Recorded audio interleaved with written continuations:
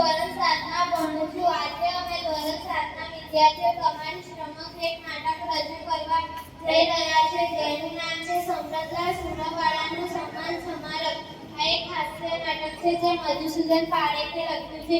શાક માર્કેટના પ્રમુખ સમરતલાલ સુનવાડાને ગાજરની સ્પર્ધામાં સરકારી ઇનામ મળ્યું હતું. તેમણે 3.5 હાથથી ગાજર ઉગાડીને હંગામના બધા વિક્રમો તોડી નાખ્યા હતા. શાક માર્કેટના બધા વેપારીઓએ સમરતલાલ સુનવાડાનો સન્માન સમારોહ કરવાનું નક્કી કર્યું. તેથી આ સન્માન સમારોહ બકુલાલ બટાકાને તેમણે સુનવાડાને આમંત્રિત કર્યું છે કે તેઓ સ્ટેજ પર આવે.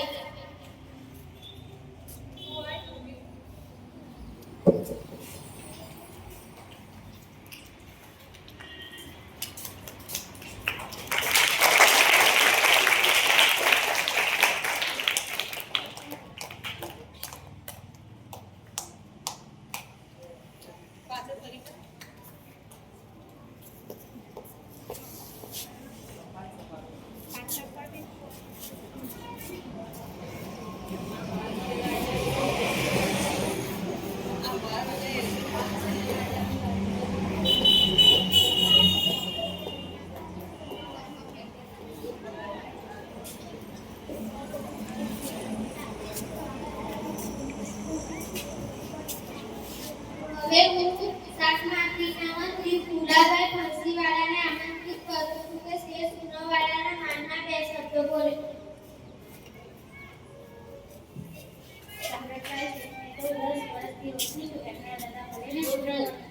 એમના દાદા ભલે હજુ તો એમની ઉંમર 7 વર્ષની છે, છતાં એ સરકારી ઇનામ મેળવી લાવે છે. મારી તો ભગવાન એવી પ્રાર્થના છે કે હવે ઘોડાની ભગવાન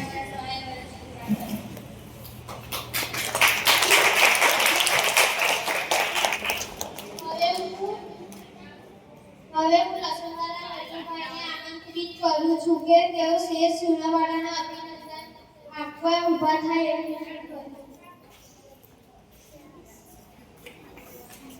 ભાઈઓ, શેઠ સમરતલાલ સુનવાડા તો આપણા શાક માર્કેટના કોરવાતે શાકને સ્વાદિષ્ટ અને સુગંધીદાર બનાવવા લસણ વિના ચાલે જ નહીં. શાક માર્કેટને સુવાસિત કરવા માટે શેઠ સમરતલાલ સુનવાડાનો ફાળો છે. હું પ્રભુને પ્રાર્થના કરું છું કે શેઠ સમરતલાલ સુનવાડાની સુવાસ લસણની જેમ ચારે વર્ષ લાગે.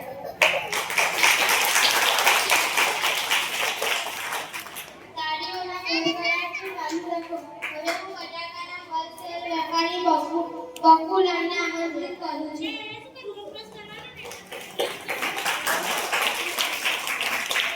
મારો સુરણવાળા શેઠ સવાલ અદ્ભુત છે કે સુરણવાળા અને બટાકાવાળા અને બંને ફરાયું. શેઠના સંબંધો મને બટાકા જેવું લાગે છે. મોટા વેપારીથી માંડીને નાના રેકડીવાળા સાથે, પોલીસ જમાદારથી માંડીને ફોજદાર સાથે, અને પ્રધાનમંત્રીથી માંડીને પટાવાળા સાથે તે તરત જ મિક્સ થયા છે. બટાકો જેમ ડુંગળી સાથે, કારેલા સાથે, શક્કરિયા અને ટામેટા અને વટાણા સાથે મિક્સ થયા છે, તેમ આપણા સુરણવાળા શેઠ પર બટાકાના માફક મરચાવડા છે.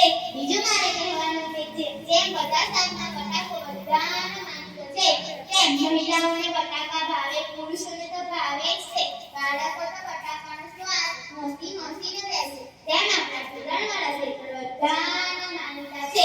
કોથમીર વાળી ગાયને 5-10 રૂપિયાની ભીડ પડી હોય તો સુરણવાળા શેઠ પાસે આવે. માર્કેટમાં ઝાડુવાળાને લાકડા માટે બંધ જશે તો સુરણવાળા શેઠ તૈયાર જ હોય. કોઈ વેપારી નાણાકીયમાં ફસાઈ ગયો હોય તો સુરણવાળા શેઠ તેમની સહાય કરે.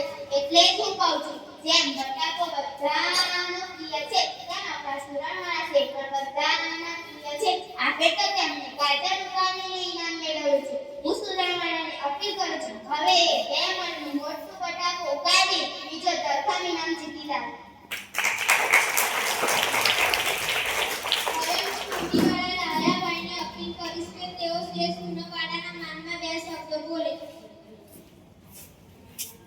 સમરત શેઠને ભલે કોઈ લસણ સાથે સરખાવે, બકુભાઈ ભલે તેમને બટાકા જેવા કહે, પણ હું તો સમરત શેઠને ડુંગળીના દડા સાથે સરખાવીશ.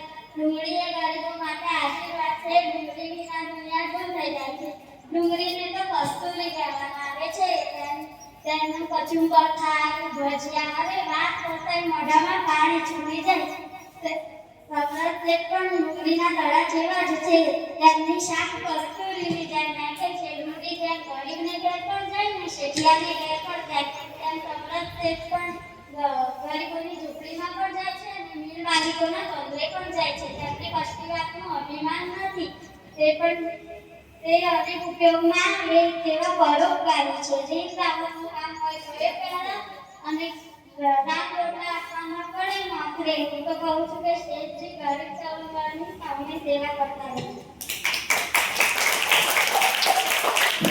તાળીઓના ગળગળાટથી સભાને દિવસ આનંદમય બનાવો. સાહેબ અને બહેનો સભાને આપશો. શાકભાજીવાળા વેજીટેબલ ભાઈઓ શેઠ સબરત તો વેજીટેબલના વેપારી છે, પણ હું તો દાળ વેજીટેબલ છું.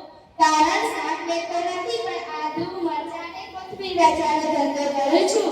જુદા જુદા વેજીટેબલ ભાઈઓએ તેમને બટાકા કે ડુંગળી જેવા કહ્યા, પણ હું તો કહીશ બટાકા કે ડુંગળી કે કોઈ પણ શાક દાળ કે કરી કોથમીર વિના કેવા ફીકા લાગે છે.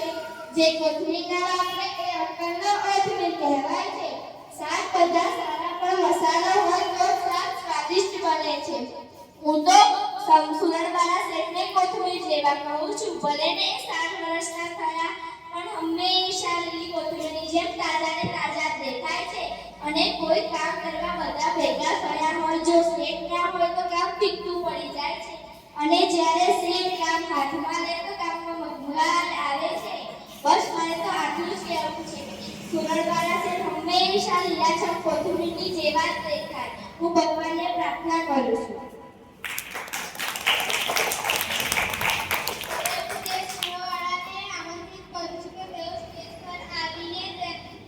તેમના વેપારીઓ ભાઈઓના સંબંધમાં બે શબ્દો કહે. હું બટાકા જેવો છું, સકરિયા જેવો છું કે ડુંગળી જેવો છું તેની મને કશી ખબર નથી, પણ મારા ઘરે તો મને મરચા જેવો કહે છે.